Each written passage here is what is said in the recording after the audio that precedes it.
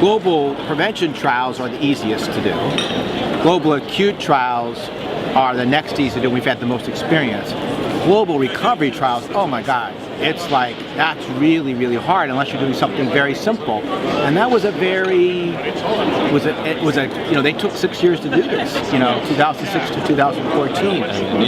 And they 15 years ago, and the whole beginning. But it actually is given something that I think actually surprises me. I thought I could see that the two approaches would be similar. That's what I would expect, maybe.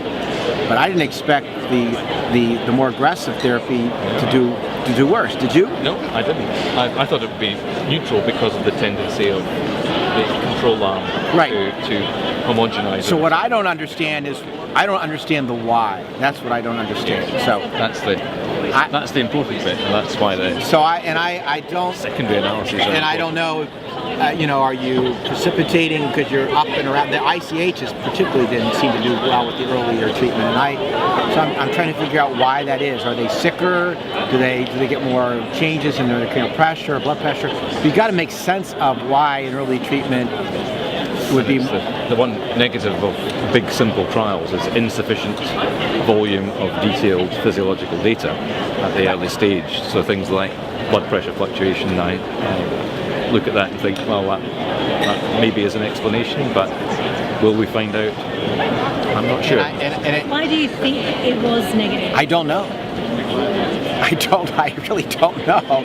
I mean, I looked at that, and of all the things I saw today, because, Revascat's great, the sub-analysis of this, those were all great, but the AVERT was something that was different, new, and it's in the recovery area, and I believe that the recovery is going to be the future of the next century in terms of wrapping out. I think acute stroke, we have a timeline, 15, 20 years, we'll have it kind of wrapped up, just like the cardiologists do. Maybe ICH will still be tweaking things, but recovery, we're going to be looking at for a much longer timeline. And so this was a surprise.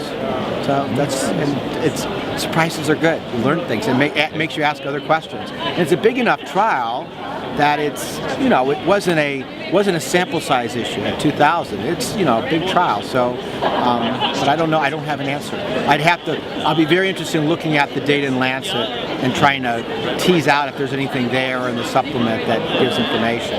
But this is a big issue for us in our StrokeNet, that we're trying to do these stroke recovery trials, and there's only been 5 randomized stroke recovery trials reported before this one that are phase 3. So there's not much experience in the whole field of it. So it's a very exciting time, isn't it? Yeah, this has been like, except because I was at the very beginning with TPA, except for the year when we presented the TPA results, this has been the most interesting, exciting year in stroke therapy across the board. So.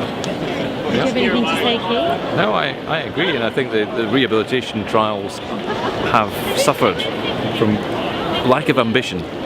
They all try to be far too focused, far too specific, and they end up being far too small and far too local to actually inform us. And this is the first truly global big trial, and it's really good that it's produced a positive effect, albeit in the direction we didn't expect. I think that's extremely important, and I think that is a model for thinking about how to do this better in the future. So I think it's a very, very, very worthwhile result, absolutely.